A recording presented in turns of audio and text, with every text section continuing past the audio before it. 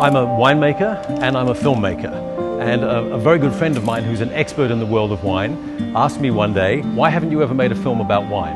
And he said, can I tell you what's happening with Bordeaux right now? The Bordeaux prices have hit all-time higher than any time in their history, and the reason is the Chinese are starting to buy the wines. I thought that was a fascinating concept. Russell Crowe is a very good friend of a friend of mine. And I always had a short list of actors who I wanted to do the narration, and Russell was always on the top of that list. So when the time came to actually do the narration, we approached Russell through the connections, and Russell said, I'll have a look at the film first.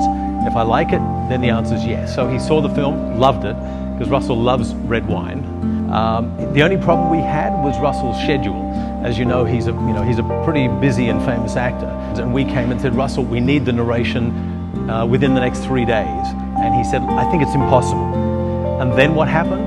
A huge storm blew into Manhattan, which is where Russell was filming. And it blew all the sets down on Noah.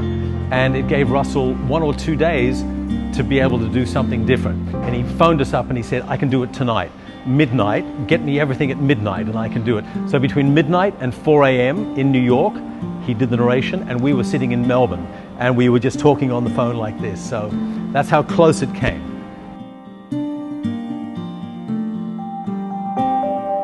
We spent about 14 or 15 months going back and forth to Bordeaux and into China. And the longer we filmed and the more we spoke with people, the more trust we developed. And eventually we got all of the interviews that we needed to get. But it was very difficult in the beginning to get some of the more famous chateaux. Chateau Latour, it took us 1 year and we went back many, many times. And then we have another character in the film who is the world's largest producer of sex toys.